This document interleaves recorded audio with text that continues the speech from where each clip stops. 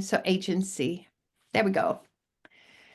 So who would like to read out loud? And then at any point, if you would like to ask a question for clarification, just please, or you would like us to go over it again, or not quite sure, please stop the reader. And now we need a volunteer.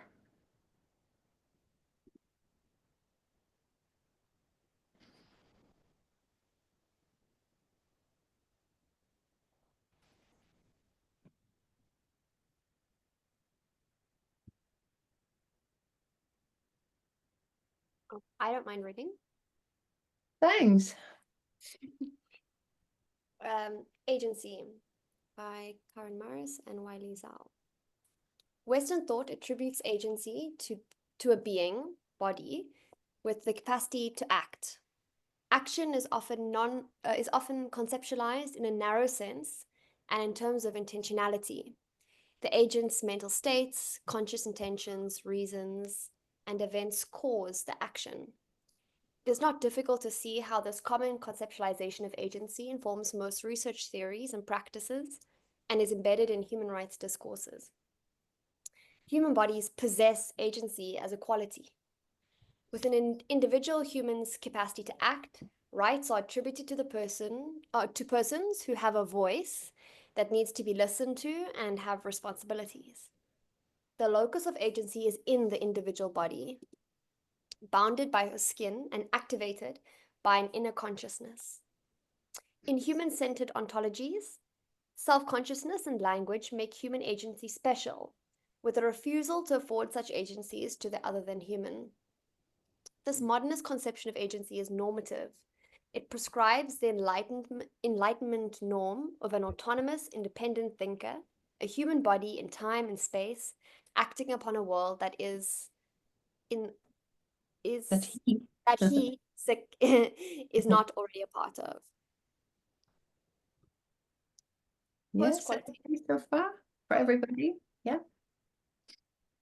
Okay. If anyone else would like to read, you're welcome to pick up from there.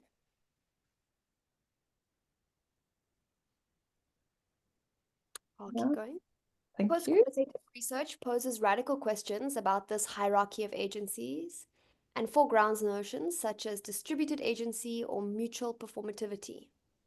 More akin to Spinoza's monism than Descartes' dualism, many posthumanists downplay the difference between human and non-human agency. They attribute agency to inanimate matter and non-human entities, while at the same time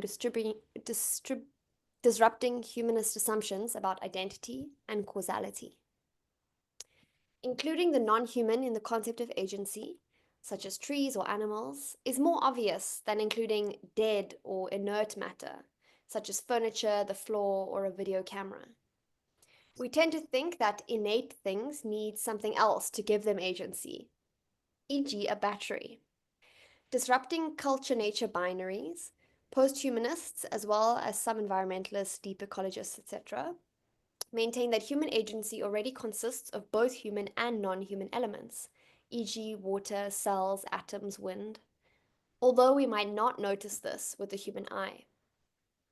However, nature or world is not simply there or given in human perception. The entangled nature of nature with the social means that things become distinguishable only as determinately bounded by their relationality. Perhaps someone else would like to continue.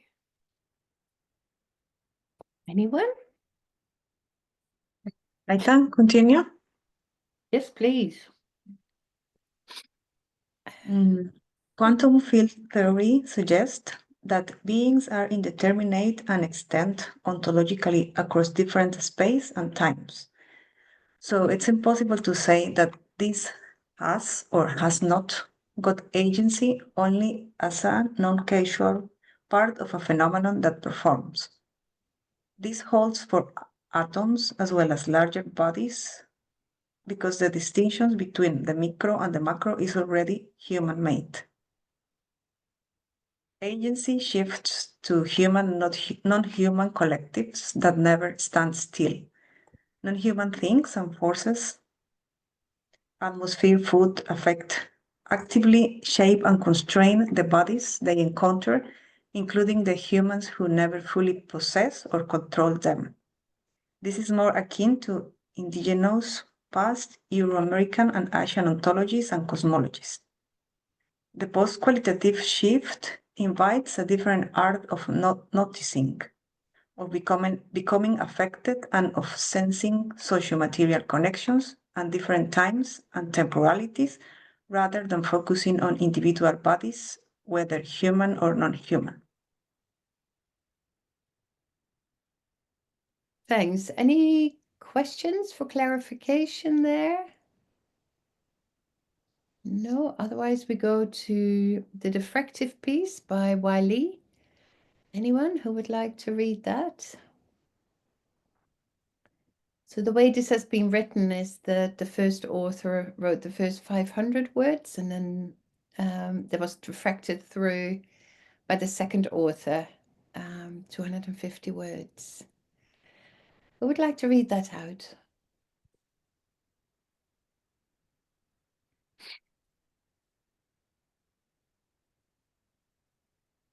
I could.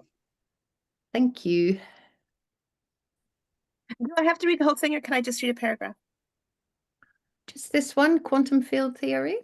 Yeah. Yes, please. Quantum field theory conceptualized beings as indeterminate and ontologically extensive across different spaces and times in relationality. Barrett, 2007. This reconfigures agency as a potentiality attributable to human beings and non-human material things and forces in entangled relationality. Still, to what extent is human agency different from non-human agency? Or rather, how can we portray human agency in a way that suspends an anthropocentric and foundational human subject that orders the non-human world, and yet retains the agentive power of human beings in co-living and co-being with non-human beings within the entangled cosmic world?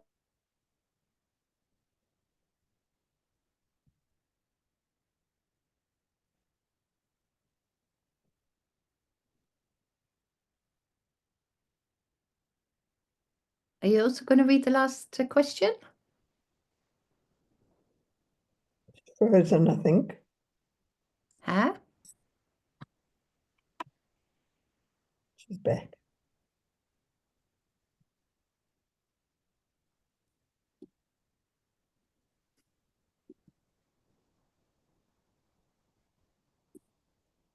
Are you back?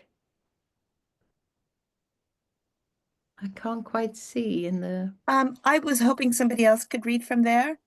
Ah, but it is the question, the last question still. Okay, well, I can do that. It's fine. What could be different art of noticing and sensing the entangled relationality beyond intentional autonomous individual bodies? Ancient Chinese ontocosmological wisdom, that is correlative cosmology, provides some implications. Correlative cosmology bespeaks a cosmic world constitutive of an animating, transforming chi, cosmic energy field, and myriad things, humans included.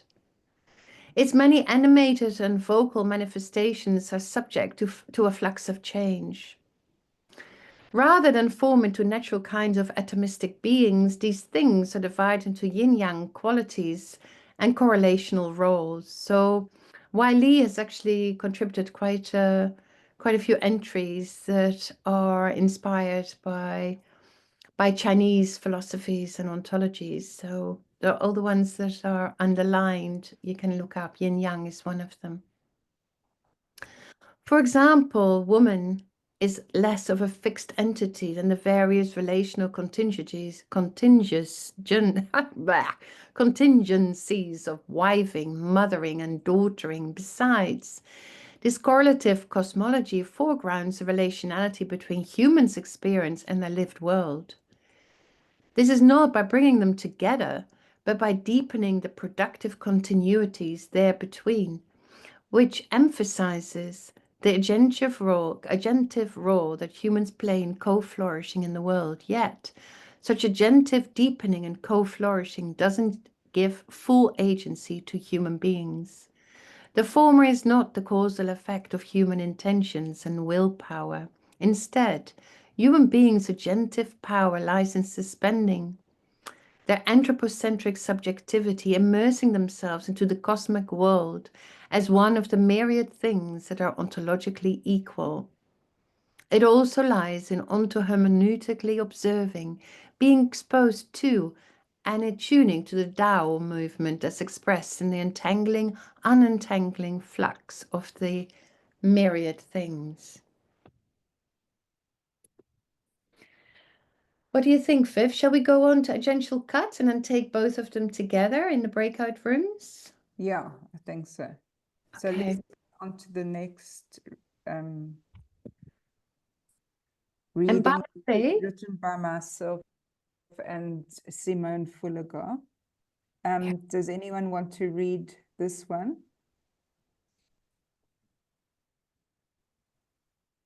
I don't mind to Any read this volunteers? one thank you. if you like. Can you hear me okay? Yes. Yeah? Oh, okay. Thank you, Angela. No problem. So, Agential Cut. Karin Barad's post-humanist approach is called agential realism. Agential realism starts from the premise that it is impossible to separate the epistemological, ontological, ethical, and political. They are entwined. Agential realism queers the binaries of nature, culture, human, non-human, material, discursive.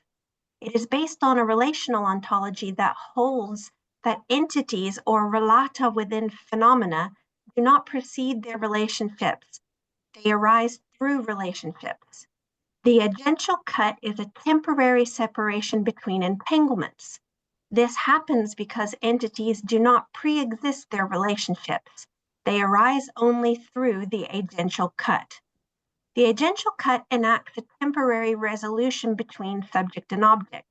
It creates a temporary determinacy within a phenomenon that is inherently indeterminate ontologically and semantically. An agential cut, therefore, can be seen to be different from a Cartesian cut, which assumes that distinct boundaries are in place with entities pre-existing relationships. Karin Barad also refer to the agential cut as simultaneously cutting together apart. This is because it is not an actual cut. The subject and object remain entangled. Does anyone else want to go? Do you want me to keep going? Could be good if you kept going, thanks. Okay. Yes. Okay, well, you just cut me off if you want me to stop. As long as you don't mind. Agential cuts necessarily exclude some aspects and include others. The agential cut creates exteriority within phenomena. Inside, outside are undone. What exists outside the cut is still entangled with what is being focused on. They are never static, but constantly iteratively reworked.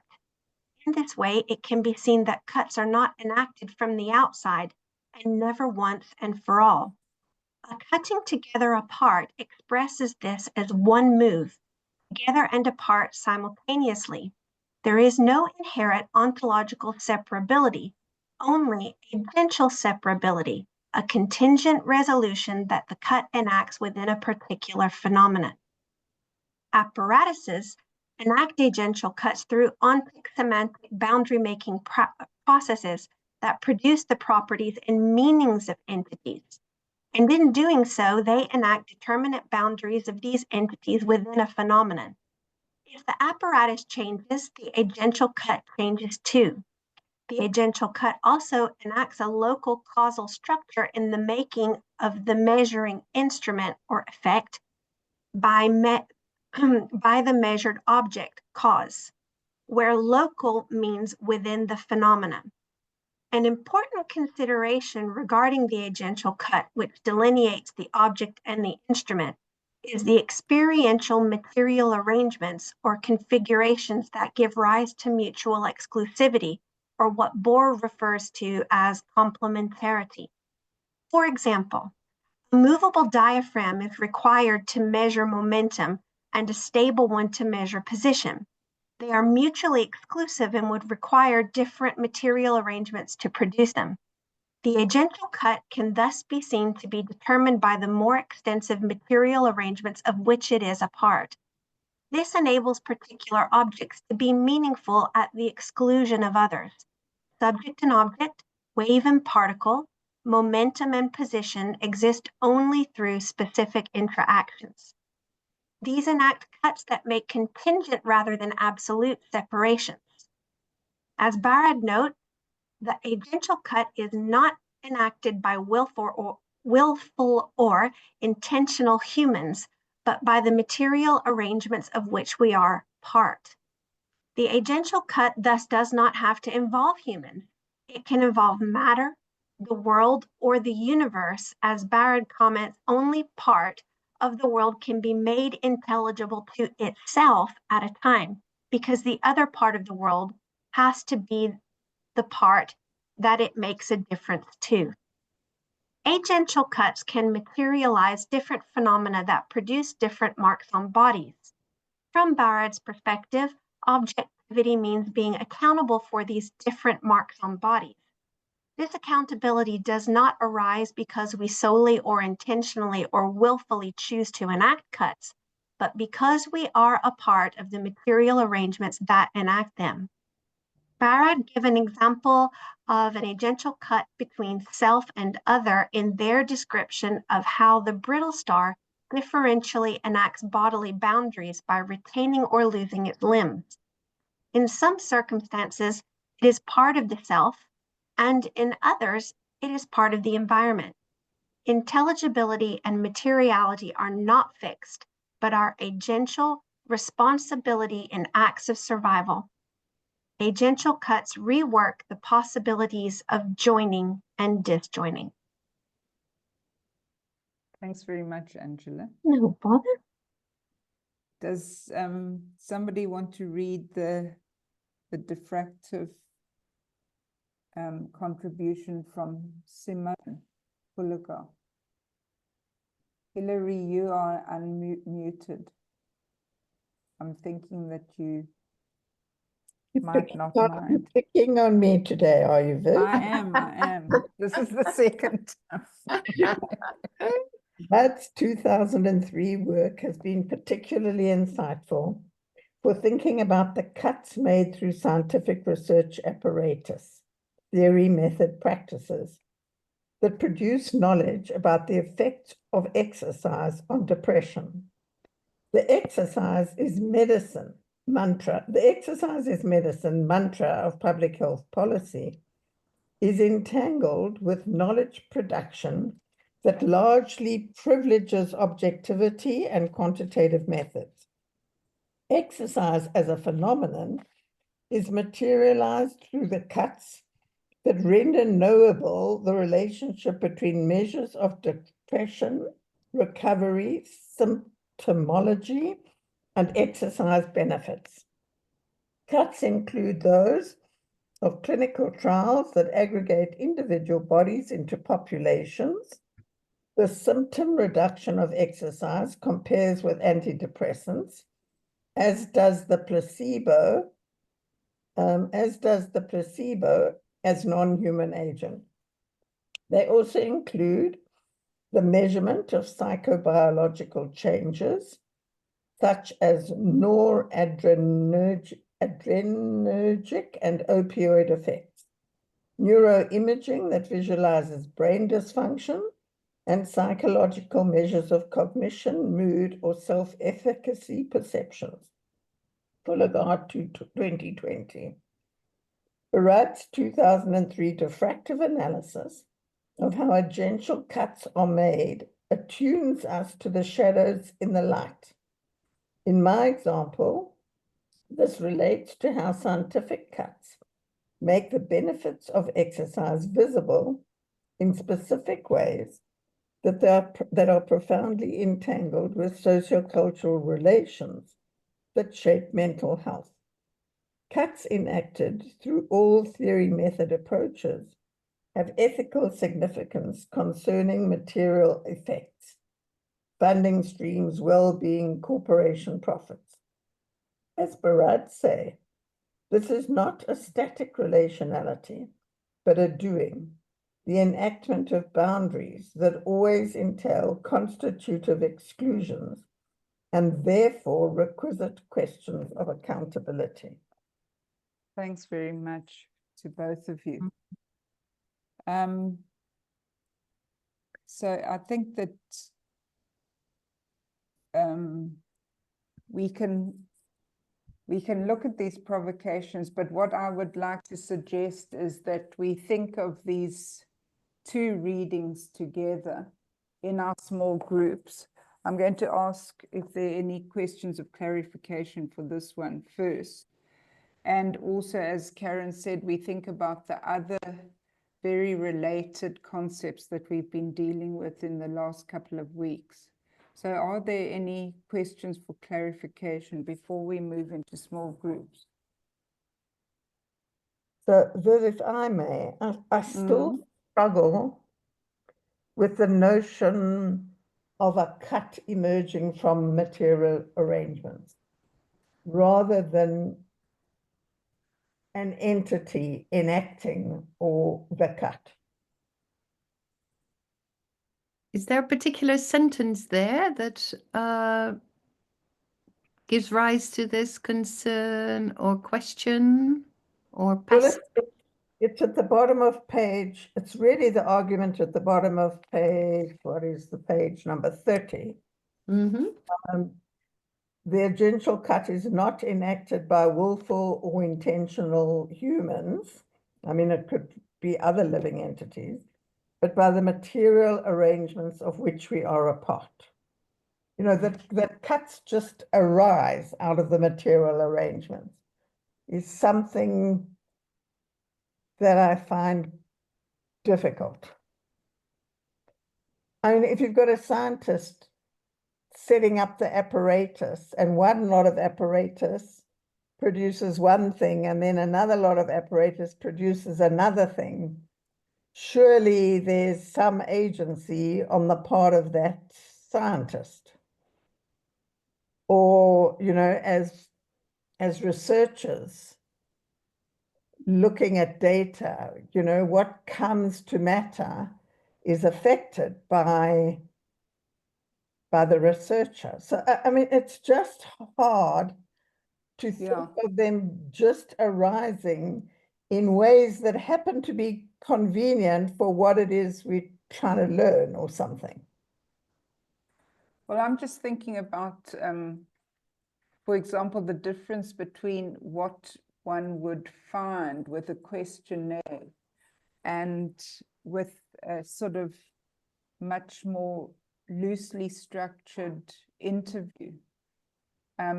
Those material arrangements and even an exam situation, and, you know, a more casual interaction with the person, one would find, you know, I think humans are probably part of those material arrangements, but they are not fully, you know, it's not fully their will. As willful as I am, I'm not going to be able to measure momentum with something which is stable. You have to have a particular kind of arrangements which will produce certain concepts. And I suppose that, I mean, I think a lot of human thought, you know, does go into these Gedanken experiments, but and we are part of it, but we are not fully in control of these things. That's you know the sense that I can make of it.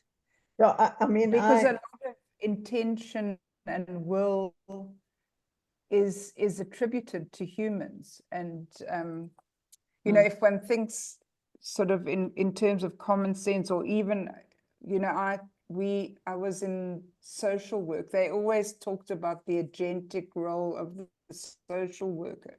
So it was, you know, agency is traditionally sort of located in individual humans or in things, and it's not, I mean, you know, it's not really located in material arrangements.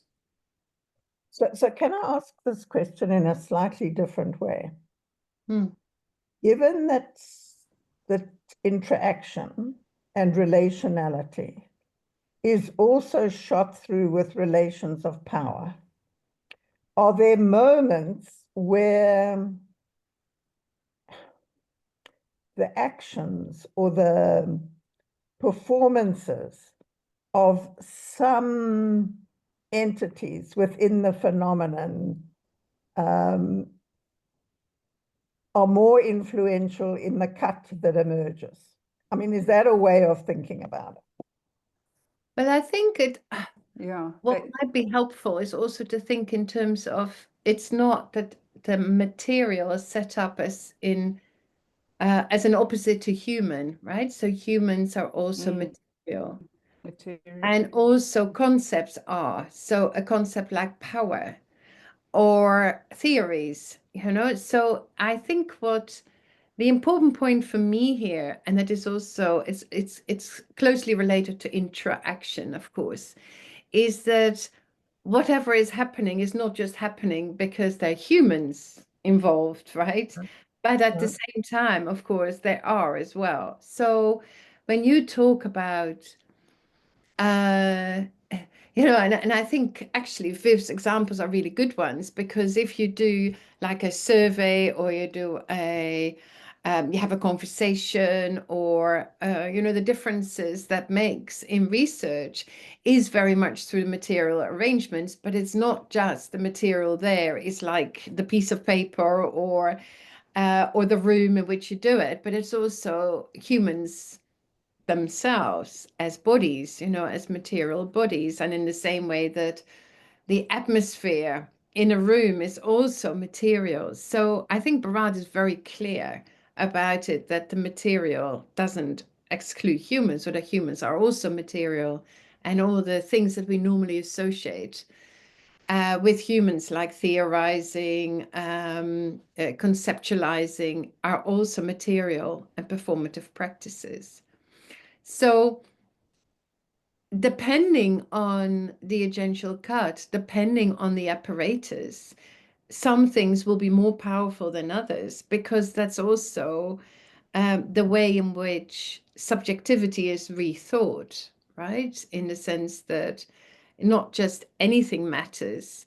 It's not just everything, that it's not just things happen. No, of course not. So it is just rethinking how we attribute that agency to what and to whom, and in what way, and in what way differently.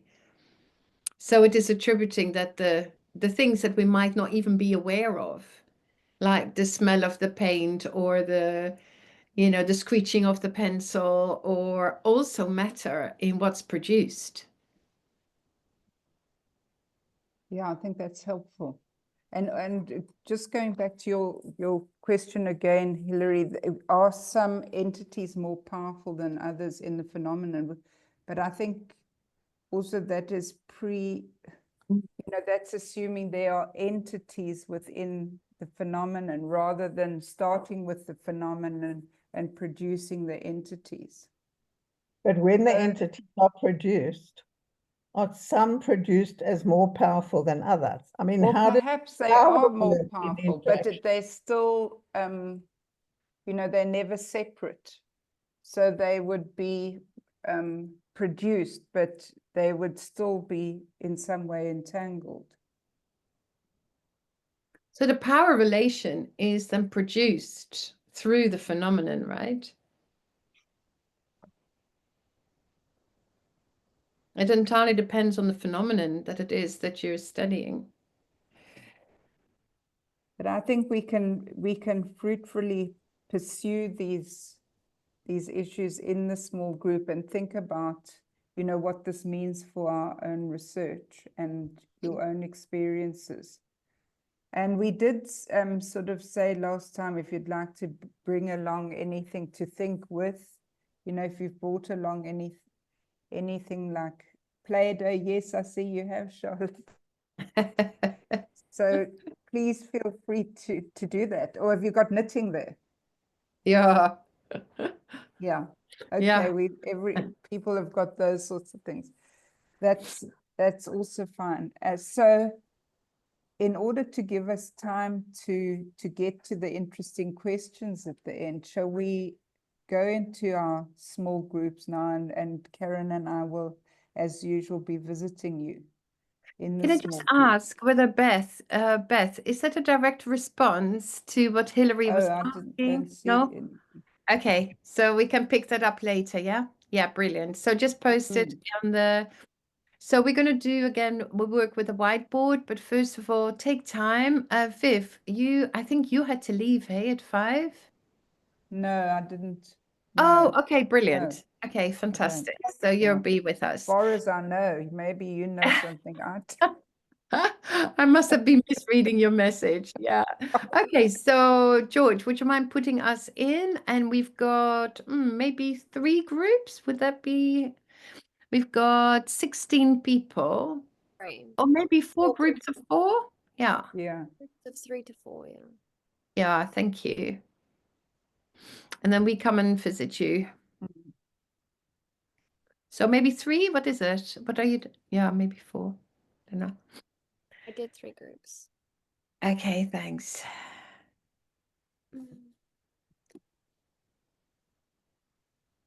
You have to elect to join your group. Yeah. Shall I start again at the top? Cool.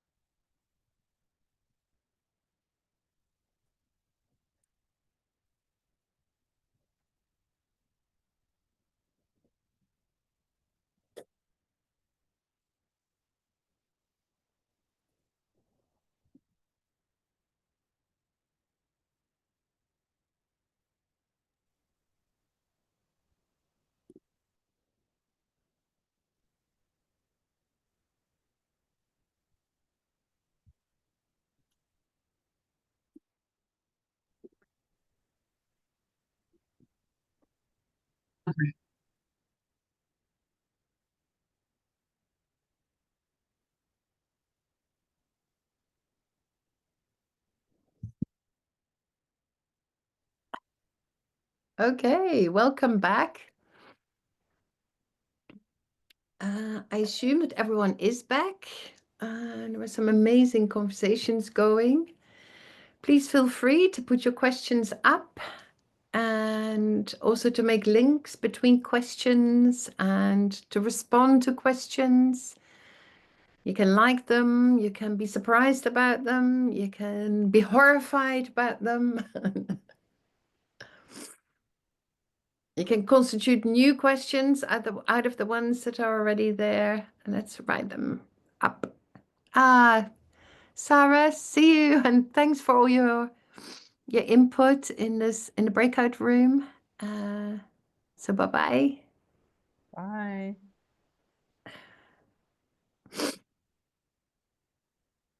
Title.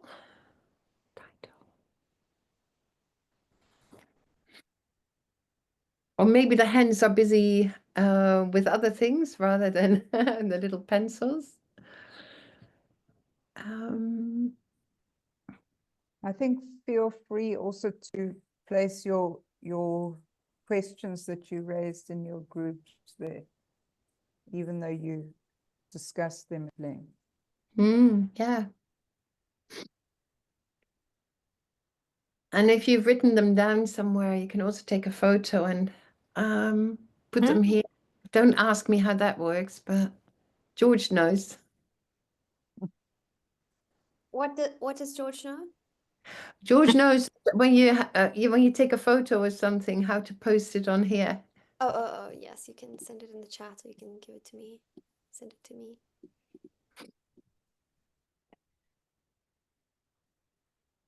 How do you get in? I'm just making dots.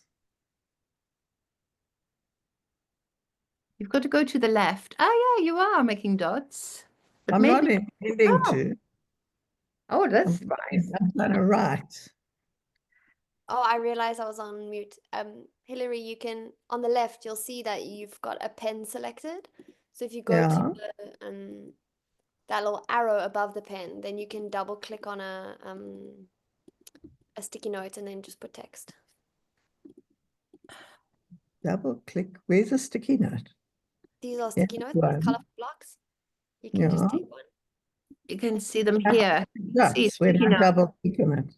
Yeah, so when you hover over it on the left-hand side, you see shapes, lines, text, sticky notes, comments.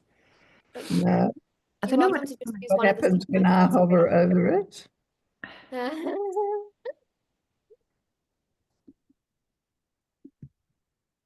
Ah, yeah, you can also put your comments. It will. You can just send it to me in the chat and I'll do it for you if you want, Hillary.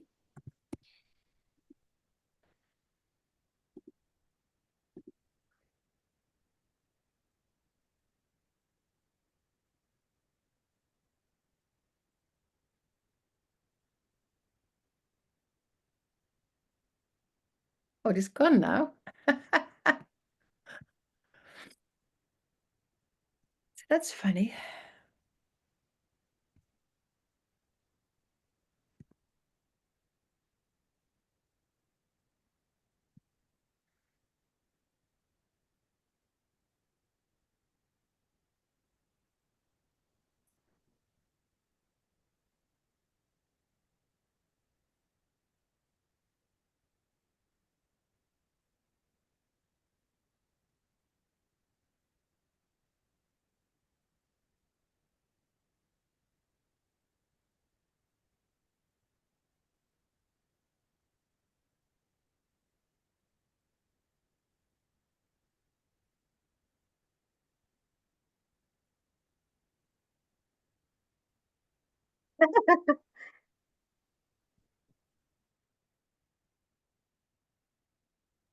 Sorry, I didn't realize I wasn't on mute there. Apologies. Hillary, that was very funny.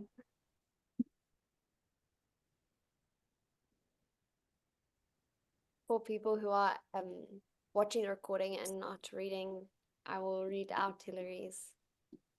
Hillary, would you like to read out your comment? I think it's valuable. Where is it? Just stick it on there next to the pink note. Okay. I still don't know how to do a comment. Where do I go up here? No.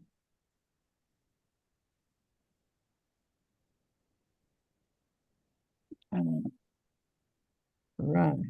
Potential.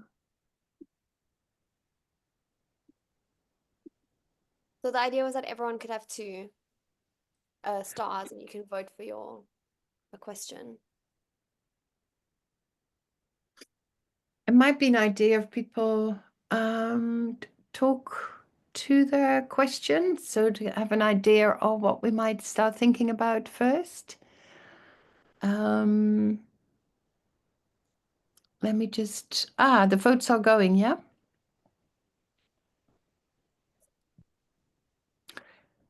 Can I have a clarification about the one at the top? In an entanglement, what has the most potential? Is this the agential cut? Maybe someone can say a little bit more about that.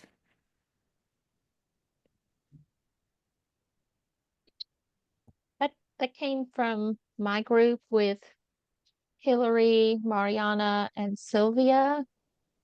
And Sylvia provided an example related to knitting, knotting with young children and moths. And so we were trying to determine does the agential cut happen where there is the most potential, which in this case, Sylvia was thinking was that particular phenomenon of knitting with these 4-year-olds. Okay, so yeah, that helps actually. That helps, and probably then the idea of the apparatus would come into that discussion. What is the apparatus that's used to measure? Yeah, okay, that makes sense. George, just practically, how do you get, so like this left one tries to escape from the page. So how do you get it back in? Oh, you can just you can navigate. Let me show you. All eyes on me. So you can. Yeah, This but then it gets whiteboard is too endless. small. Yeah, but then, So okay, so how do you get it gradually bigger or smaller? the same way you would normally zoom in a whatever your computer does. So if you have a Mac, then you just Okay, right. And we can all do it ourselves. yes, and you can go right and left. The whiteboard is, to my knowledge, infinite. Wow, unbounded. And how do you grab stars? You click on them and then you drag them. Uh, You have to hold down and drag. Oh, we've got a big square in the middle now. Ah, yeah. So there are some links as well, hey, between them. I'm always interested to know if someone's doing something innovative or if they're struggling to use the technology. Ah, or maybe both at the same Yeah, time. no, indeed. Not that it's a one or the other. I'm just really struggling about the resizing. I didn't see what you did, George. Sorry about that. Oh, that's okay. You can whatever you use on your computer usually to zoom in and out of like a document or an image, you can just do that here. I have it here at the right hand bottom, on the right hand bottom. So the bottom on the right hand side, you see here there's a plus, there's a minus. Or is it maybe only on my screen? Oh, I see. Yeah, you can use that. Yeah, that's what I'm using. But yeah, this is brilliant. Wonderful. All right, wait a minute. Huh. Okay. You got it? Now I have something that gives me a percentage, and just change the percentage to 100%. Sorry. You deleted it. No, it still exists. Oh, I'm so sorry. Oh God. No, it's fine. That would be my worst nightmare. okay, there we go. Okay, so let's vote. Then we've got a bit less than a quarter of an hour. And I think everyone has voted, is that right? And so it does look, we can't go through all of them, but we can share the whiteboard, the royal we here. George can share the whiteboard on the WhatsApp so we can have a closer look at all of the questions. But it does look at what are other agential verbs rather than making a cut. What are other agential verbs rather than making a cut? Kneading, maybe, so as we were thinking with our hands.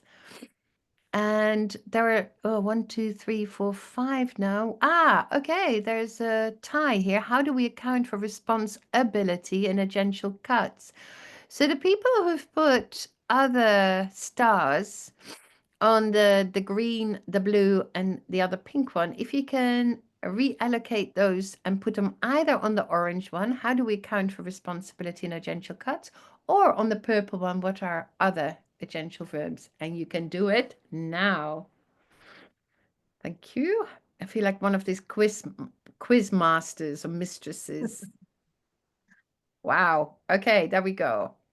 There's suddenly many more. Okay, kneading, agential cuts. Wow, someone is going in full force there. So let's take this question. George, can you put it in the, is that at all possible if you can put that in the chat? And then we're gonna go to the main room. And then maybe the people that are left in that room, if you could say a little bit more about that. And that was, because I know people have left. Hannah, you were in that group. Angela, you were in that group. Maybe the two of you. I was also in it, that's why I know.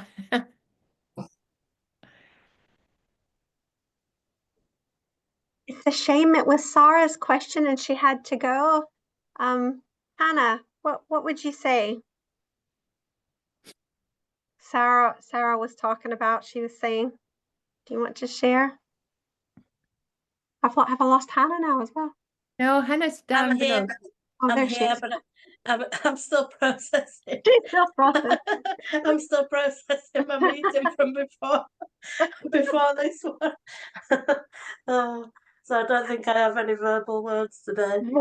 Okay, well, you tell me if we're getting it wrong here, but I think Sarah was saying that that cut sounded so kind of stark, and I think Yeah. maybe Karin mentioned that it sounded masculine, maybe, or was that Sarah? No, I can't remember. Yeah. No, or I do.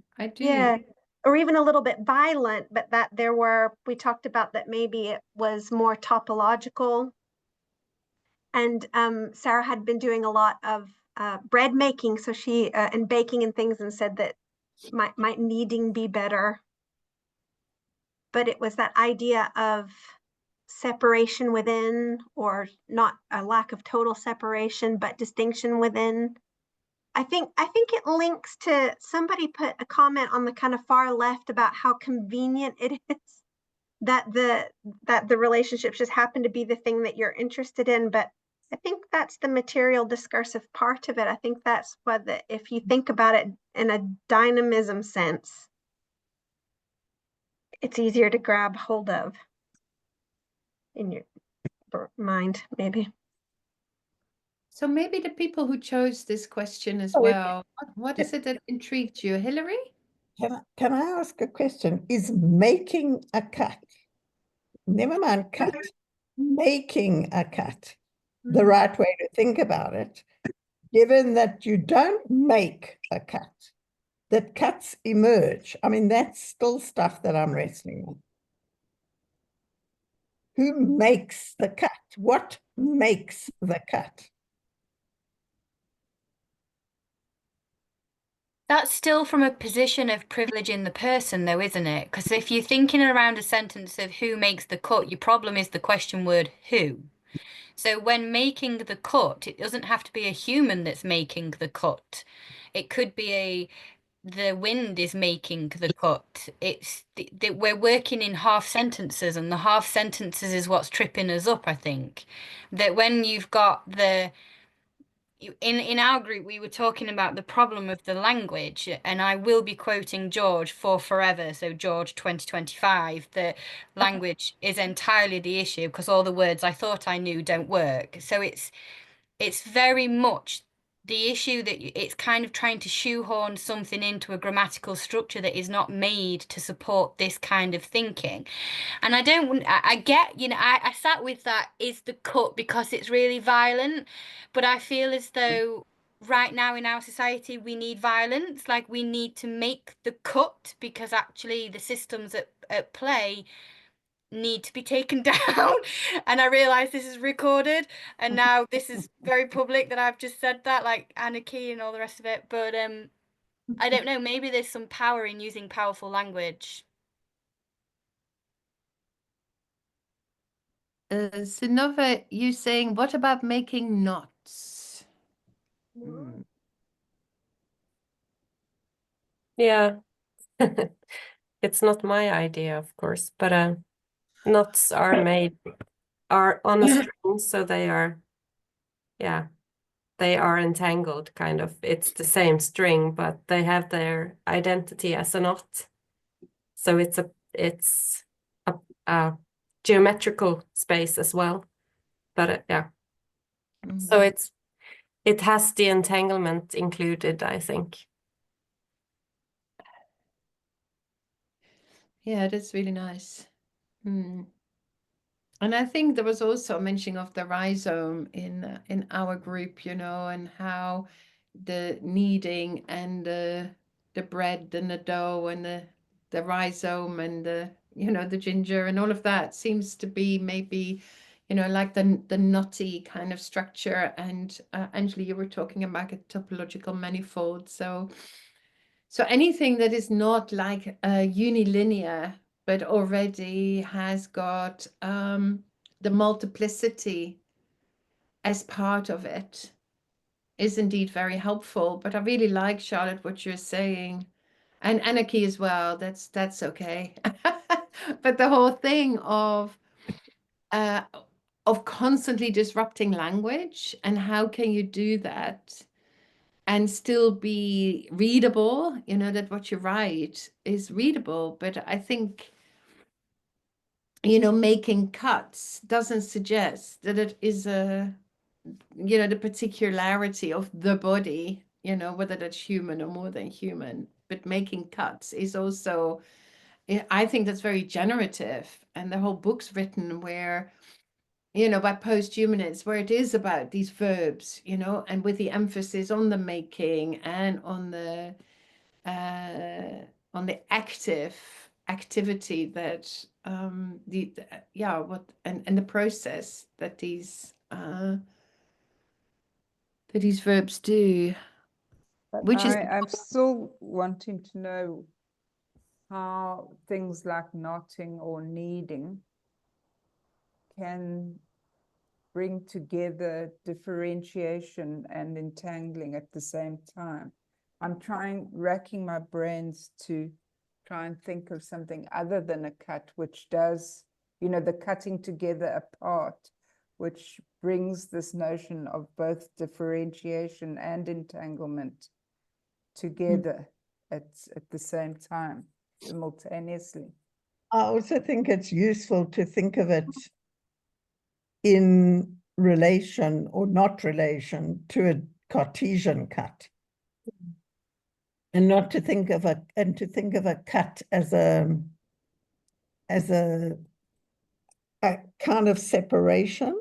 So the Cartesian cut completely separates things from each other, whereas an agential cut doesn't do that. It separates them temporarily, but they're actually still together and they're still dynamic.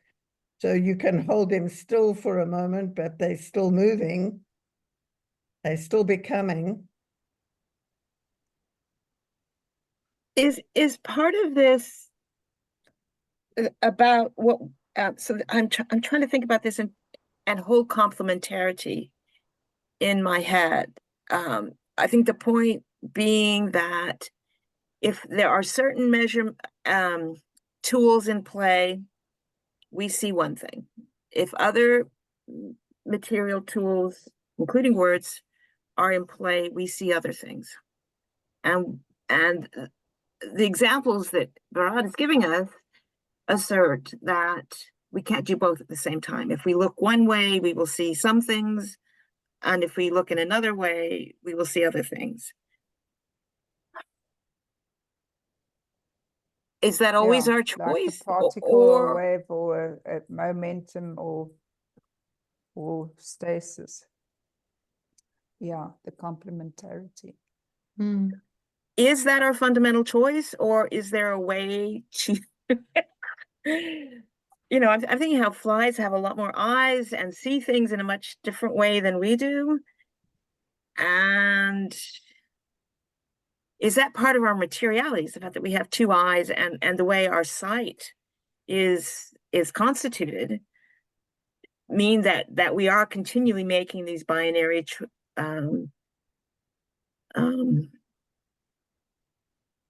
we see the world in a binary way, which we can't escape.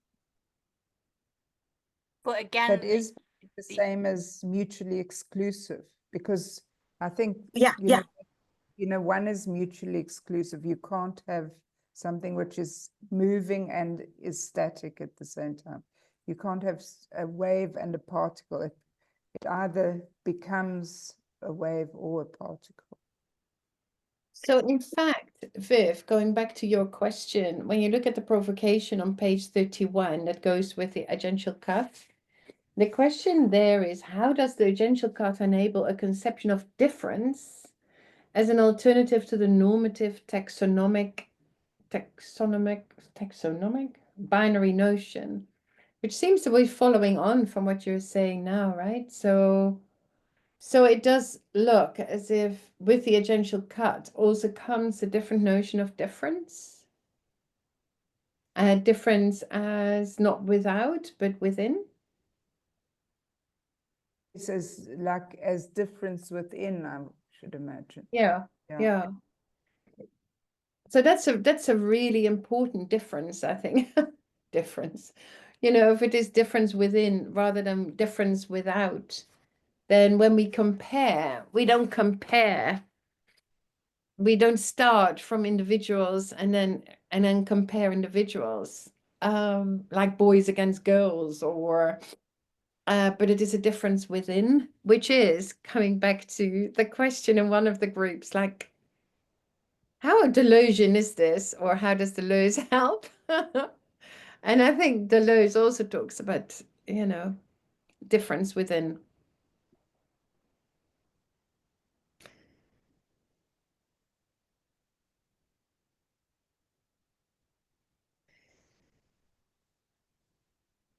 So maybe agential cut as a